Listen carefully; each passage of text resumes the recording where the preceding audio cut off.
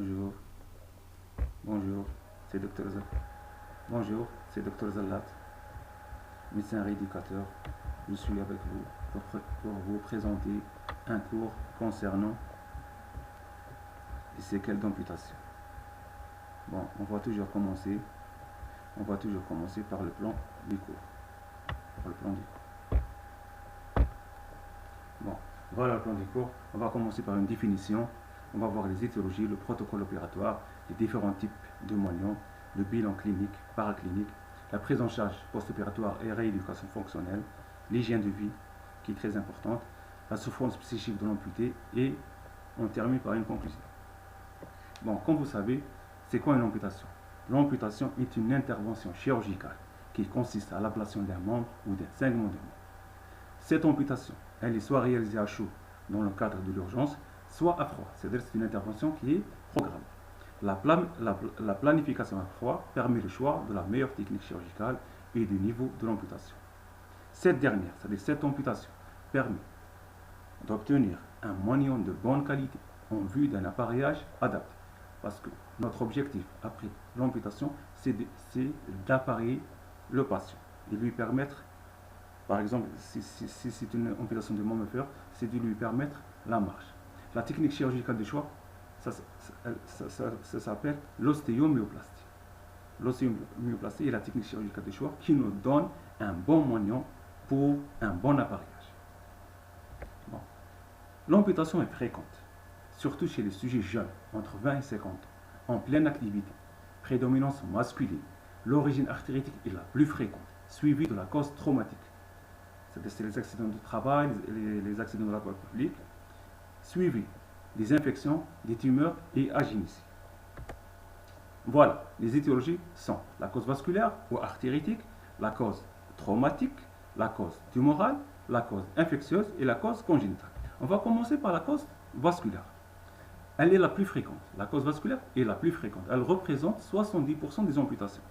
Elle peut toucher le sujet âgé dans le cadre de la maladie athéromatoeuse, diabète et dyslipidémie. Elle peut toucher aussi le sujet jeune dans le cadre de la maladie de Buerger. La maladie de Buerger, c'est une artérite. C'est une artérite, c'est-à-dire c'est une atteinte inflammatoire des artères et des veines. Cette maladie, on l'appelle aussi maladie de Buerger ou la thromboangéite oblitérante. C'est l'occlusion des artères et des veines de petit ou de moyen calibre. Le traitement se fait par l'arrêt du tabac ou sevrage du tabac ou par les vasodilatateurs. C'est-à-dire on donne toujours un traitement médical, on donne les vasodilatateurs. Et en cas d'échec, on a recours à la revascularisation. La revascularisation se fait soit par stent ou par pontage. Ok? La deuxième cause est la cause traumatique. C'est la deuxième cause d'amputation dans le cadre des accidents de la voie publique, les accidents de travail, les accidents balistiques. Elle touche le sujet jeune actif entre 20 et 50 ans. Les causes tumorales, la troisième cause est la cause tumorale. Il s'agit d'amputations consécutives à des tumeurs des os et des parties molles. On peut citer quelques tumeurs malignes des os et des parties molles. On peut citer le rhabdosarcome, le rhabdomyosarcome, l'ostéome, l'ostéomyoblastome, ostéoblastome, le chondrome, le chondroblastome, l'histiocytose et l'angiosarcome. Quelques exemples de ces tumeurs. Causes infectieuses. J'ai cité quelques exemples.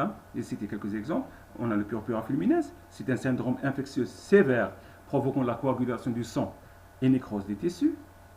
La lèpre, c'est une maladie infectieuse causée par le mycobacterium lépré. Ces bactéries détruisent les tissus de la peau, ce qui entraîne des amputations, des déformations et des mutilations. Et on a l'actinomycose ou l'actinobactériose. C'est une infection bactérienne rare causée par les actinomycètes. Elle touche surtout la région cervico-faciale, mais peut toucher aussi les membres. La dernière cause, c'est la cause congénitale, c'est des malformations congénitales. C'est des malformations congénitales, comme vous voyez sur l'image, on a une agénésie du tibia et du péroné. C'est-à-dire c'est une amputation congénitale. Technique chirurgicale et niveau d'amputation. Bon, Il y a différents types d'amputations. On a les amputations des membres supérieurs, des membres inférieurs. Et au niveau des membres inférieurs, on a des niveaux. Dans ce cas, on a une désarticulation de la hanche. C'est-à-dire, désarticulation de la hanche, c'est l'ablation de l'articulation de la hanche.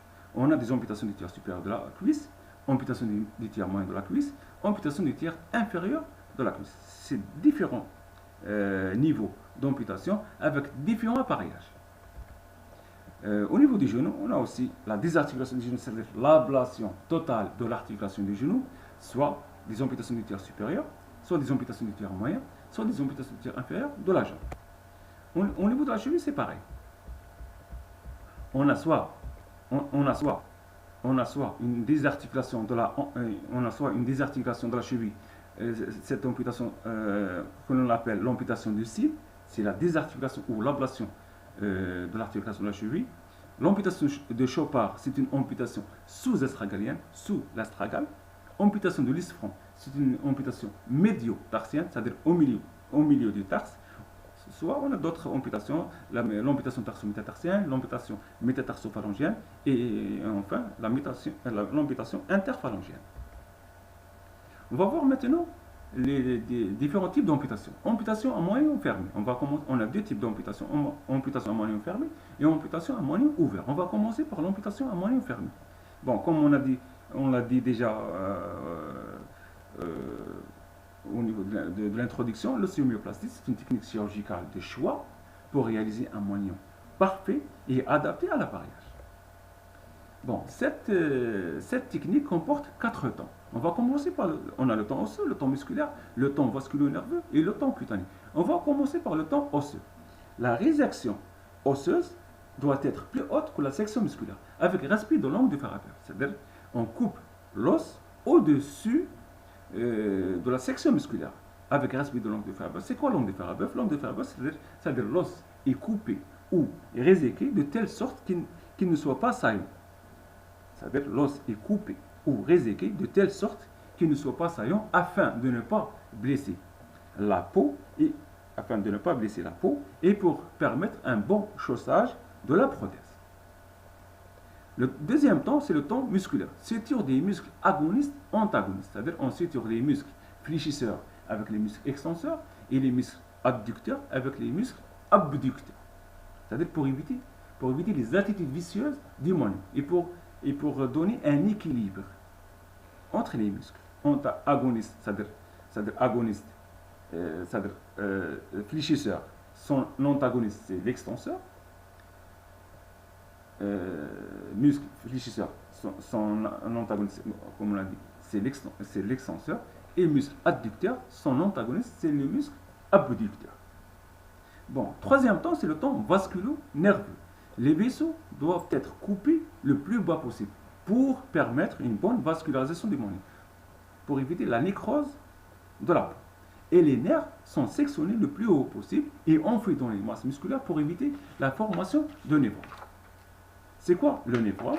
C'est une tumeur constituée des fibres nerveuses plus ou moins anormales à cause des nerfs mal sectionnés ou bas sectionnés, fibres nerveuses suturées avec la peau. Ce névrome est traité soit par tapotement, c'est-à-dire on tapote, on frappe la base du moignon, on frappe la base du moignon. Pourquoi? Pour augmenter le seuil de la douleur. Ou carrément par une reprise chirurgicale, c'est-à-dire pour détacher ces fibres nerveuses qui sont suturées avec la peau, ou carrément couper le nerf le plus haut possible. On termine par le temps cutané. Les lombocutanés, antérieurs et postérieurs, sont suturés pour permettre une cicatrice postériomédiane. Une cicatrice postériomédiane, c'est-à-dire un n'est pas au contact de la prothèse. Une cicatrice postériomédiane, elle est loin et elle n'est pas au contact de la prothèse, pour éviter la blessure de cette cicatrice. Amputation à moignon ouvert. Amputation à moignon ouvert, c'est-à-dire le chirurgien fait une amputation et laisse le moignon ouvert. Pourquoi? Parce que les amputations à moignon ouvert, c'est l'apanage des moignons où les causes d'amputation sont toujours vasculaires. Et les laisser ouverts afin de suivre le processus de cicatrisation pour des raisons d'ischémie, car toute suture risquerait d'entraîner des tractions sur les tissus responsables de nécrose et d'ouverture secondaire. À l'aide de pansements successifs et aseptiques, on aura une cicatrisation dirigée. C'est-à-dire le chirurgien laisse le moyen ouvert parce qu'il y a des problèmes d'ischémie et toute suture risquerait d'entraîner des tractions sur les tissus responsables de nécrose et d'ouverture secondaire. À l'aide de pansements successifs et aseptiques, on aura une cicatrisation dirigée, c'est-à-dire la cicatrisation d'un moyen ouvert prend du temps, c'est-à-dire le moyen se cicatrise au bout de 2-3 mois. C'est-à-dire il y a un retard de cicatrisation. Voilà quelques images. Bon, c'est le temps cutané, l'incision cutanée, le temps nerveux. Comme vous voyez au niveau de l'image, le chirurgien tire au maximum le nerf sciatique, il coupe le nerf le plus haut possible, puis il est enfoui dans les masses musculaires afin d'éviter le névron. Le temps musculaire, suture des plans musculaires médial et latéral, puis antérieur et postérieur, c'est-à-dire médial et latéral interne. Les groupes musculaires internes sont suturés avec les groupes musculaires latéraux ou externes, et les groupes musculaires antérieurs sont suturés avec les groupes musculaires postérieurs, c'est-à-dire pour permettre une bonne trophicité et une tonicité musculaire et pour éviter les attitudes vicieuses, éviter les flexors, éviter les adducteurs, éviter les abducteurs. Okay. Bon, fermeture cutanée, comme vous voyez sur les images, la cicatrice doit être postéro-médiane, parce que cette cicatrice doit être, elle ne doit pas être au contact de la prothèse.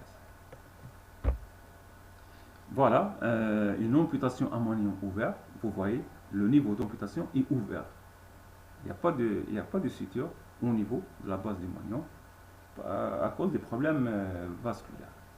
La cicatrisation se fait lentement et elle sera dirigée par des pansements successifs, aseptiques et propres.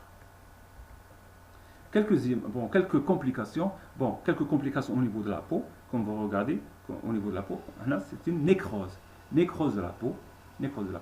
La cause peut être que les vaisseaux ont été sectionnés plus haut. Au niveau de l'os, on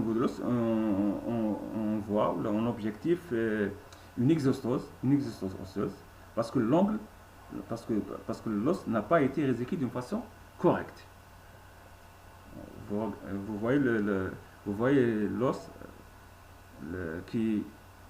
on voit une exostose, c'est-à-dire il n'est pas bien réséqué, il n'est pas bien abrasé. Cette exostose osseuse est douloureuse et va gêner le chaussage de la prothèse. Et va blesser la peau. Au niveau de l'articulation, on voit une raideur ou une incurie orthopédique. Dans ce cas, c'est un fléchissement du genou. Là, c'est un fléchissement du genou, c'est une incurie orthopédique et est une complication. Bon, maintenant, on va voir le bilan clinique de l'amputé. Le bilan clinique de l'amputé, on commence toujours par l'anamnèse ou par l'interrogatoire. Bon, on recherche une notion de diabète, notion de tabac, l'état associé, le niveau socio-économique, notion de traumatisme, les circonstances de l'accident et le protocole opératoire. Deuxièmement, la clinique. Le bilan du moignon. On commence par le bilan du moignon. L'examen du moignon. On doit rechercher la longueur du moignon, sa circonférence, les signes ou les caractéristiques de la cicatrice et s'il y a des signes inflammatoires. Le bilan orthopédique, on recherche un bilan articulaire, des articulations sus-jacentes. Le bilan articulaire des articulations sus-jacentes à l'amputation. Le bilan neurologique à la recherche de névromes, à la sensibilité, à tous les modes. L'examen du moignon. On a deux types de moignons, un moignon de bonne qualité et un moignon de mauvaise qualité. Le moignon de bonne qualité doit être de forme cylindro-conique, bien étoffé, c'est-à-dire bien musclé. Cicatrice doit être postéro-médiane, sans douleur, c'est-à-dire sans douleur, c'est-à-dire sans névrome, sans douleur du monde fantôme et sans trouble orthopédique. C'est-à-dire il n'y a pas de flexome, il n'y a pas de raideur, il n'y a pas d'abductome. Voilà. C'est très important de connaître les caractéristiques d'un bon moignon. On répète, un moignon de bonne qualité doit être de forme cylindro-conique, bien étoffé. La cicatrice doit être postéro-médiane, sans douleur, douleur de névrome, douleur nociceptive, douleur douleur du membre fantôme et sans trouble orthopédique.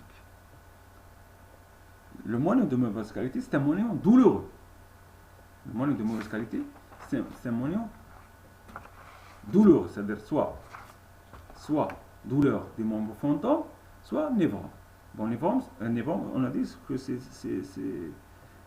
une tumeur constituée de fibres nerveuses plus ou moins anormales. Pourquoi? Parce que les nerfs ont été mal sectionnés ou bas sectionnés, ou ces nerfs ont été suturés avec la peau. Le membre fantôme, la douleur du membre fantôme, c'est une douleur qui est présente dans 2 tiers des cas. Les sensations sont réelles, mais il s'agit d'une illusion. Le traitement se fait par les endorphines naturelles, la thérapie miroir, la relaxation, l'hypnose, les anxiolytiques et la prégabaline. Bon. Les caractéristiques d'un moignon de mauvaise qualité, on a dit un moignon douloureux, soit à cause du névrome ou à cause de la douleur du membre fantôme, soit un moignon défectueux.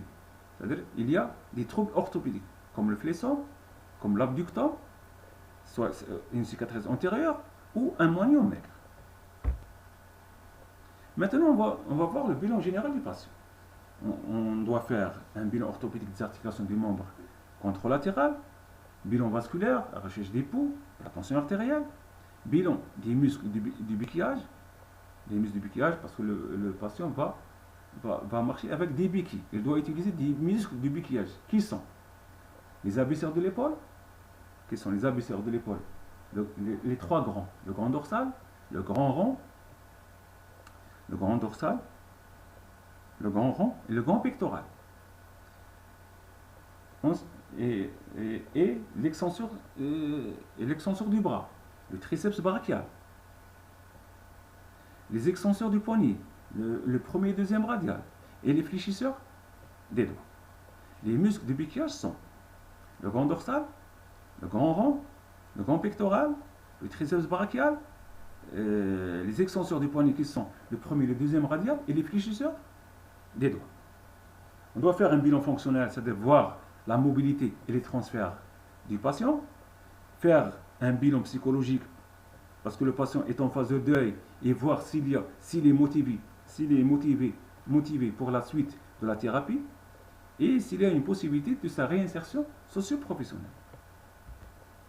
Le bilan paraclinique comporte un bilan biologique, faire un bilan inflammatoire, bilan phosphocalcique, bilan rénal. En cas de diabète, on fait un bilan lipidique et HbA1c, voir sa glycémie au bout des 3 derniers mois, faire une radiologie standard pour voir l'analyse de la tranche de section osseuse, état de la trame osseuse, état de l'articulation sous-jacente. Dans certains cas, on peut recourir à la TDM et l'IRM. En cas de névrome ou tumeur, et l'écho Doppler pour voir les autres artérites. La prise en charge post-opératoire, elle se fait en 2 phases. Une prise en charge précoce et une prise en charge secondaire. La prise en charge précoce se fait en post-opératoire immédiat. On doit faire un nursing rigoureux, c'est-à-dire traitement de la douleur, par les antalgiques, par l'hyparinothérapie. En cas de diabète, on doit faire un équilibre glycémique, l'antibiothérapie en cas de sepsis, bon positionnement du moignon et du malade au lit, drainage de l'œdème et bondage, renforcement des muscles de la station debout et de la marche, et renforcement des muscles du biquillage. Renforcement des muscles de la station debout et de la marche, les muscles de la marche et de la station debout, c'est le moyen fessier, pour avoir un équilibre transversal du bassin, le quadriceps pour verrouillage du genou, les ischio-jambiers pour la flexion du genou, le jambier antérieur pour la flexion dorsale de la cheville et le triceps sural pour la flexion plantaire de la cheville. Technique de bandage. Le bandage est très important en cas d'amputation parce qu'il nous permet d'éviter l'œdème. Bon, récupération de la force musculaire et les amplitudes articulaires pour permettre aux membres lésés de supporter au mieux les contraintes de l'appareil, c'est-à-dire on doit travailler les articulations afin qu'elles soient libres et renforcer les muscles. Mobilisation au départ passive, c'est-à-dire c'est le kiné, c'est l'auxiliaire de la santé qui fait les mobilisations, puis activo-passif, c'est-à-dire le patient et l'auxiliaire, puis actif, c'est-à-dire le mouvement se fait par le patient lui-même. Il faut s'assurer régulièrement que le genou et la hanche sous-jacente à l'amputation puissent s'étendre complètement, c'est-à-dire on doit éviter l'installation des flexions. Prise en charge secondaire, c'est la phase d'appareillage proprement dite. L'appareillage est prescrit en 2 temps. Provisoire, avec lequel l'amputé s'entraîne, et après 3 mensurations successives à 2 semaines d'intervalle, si le moignon reste stable, l'appareillage définitif est prescrit. En cas de moignon de bonne qualité, prothèse type contact, et en cas de moignon de mauvaise qualité, prothèse type classique. Voilà. L'image A, c'est une prothèse définitive d'une amputation de cuisse. D'une amputation haute de cuisse avec une ceinture. On voit, il y a une ceinture de stabilisation. Une ceinture au niveau des bassin, de stabilisation. L'image B, c'est une prothèse de contact provisoire. Provisoire, c'est-à-dire on voit une emboîture plâtrée, un genou prothétique, un pilon tibial et un PSH. L'image B, c'est une prothèse provisoire d'entraînement composée d'une emboîture plâtrée, d'un genou prothétique, d'un pilon tibial et d'un PSH. La troisième image, l'image C, c'est une prothèse, on peut dire que c'est une prothèse définitive d'une amputation de contact. C'est une prothèse de contact définitive d'une amputation de cuisse. Voilà. L'image à gauche, c'est une prothèse de contact provisoire d'une amputation de cuisse. La deuxième, c'est une prothèse de contact définitif d'une amputation de cuisse avec une ceinture au niveau du bassin pour la stabilité de cette prothèse. Appareil provisoire ou d'entraînement, voilà, ces trois prothèses sont des prothèses provisoires d'entraînement. Ok. Voilà l'évolution de la prothèse. L'image à gauche, c'est une prothèse d'amputation. C'est une prothèse d'amputation de jambes provisoire. La deuxième, elle est semi-définitive. La troisième, c'est une prothèse de contact d'amputation de jambes définitive. Le devenir fonctionnel, variable en fonction. C'est-à-dire le devenir fonctionnel des amputés est variable en fonction de leur activité antérieure, de l'état général du patient et dépendant de l'étiologie de l'amputation. Cette évolution ou ce devenir fonctionnel est excellent dans les amputations d'origine traumatique. Il est dépendant dans les amputations d'origine vasculaire du contexte vasculaire global et notamment de l'état du membre contralatéral. Dans les meilleurs cas, la marche se fait, y compris en terrain accidenté. La montée, la descente des escaliers sont possibles. La course, la pratique d'activités sportives et la reprise de la conduite automobile sont possibles. L'amputation du membre supérieur. L'appareillage du membre supérieur marque des retards jusqu'à l'heure actuelle. L'appareillage n'a pas trouvé de solution pour concilier force et finesse qui reste le seul apanage de la main humaine, malgré qu'il y a des progrès à l'étranger. Mais à un autre niveau, il marque un retard. Souffrance psychique. L'annonce d'une amputation, c'est un événement dur, épreuve comparable à un processus de deuil, avec plusieurs étapes. Choc, colère et révolte, c'est-à-dire ça se résume à une agressivité envers les proches et les soignants, Négociation, qui est une tentative d'échapper à la situation ou de retarder le déroulement des événements. Tristesse, période peut s'accompagner de pleurs, d'une prise de conscience du caractère inéluctable de la situation.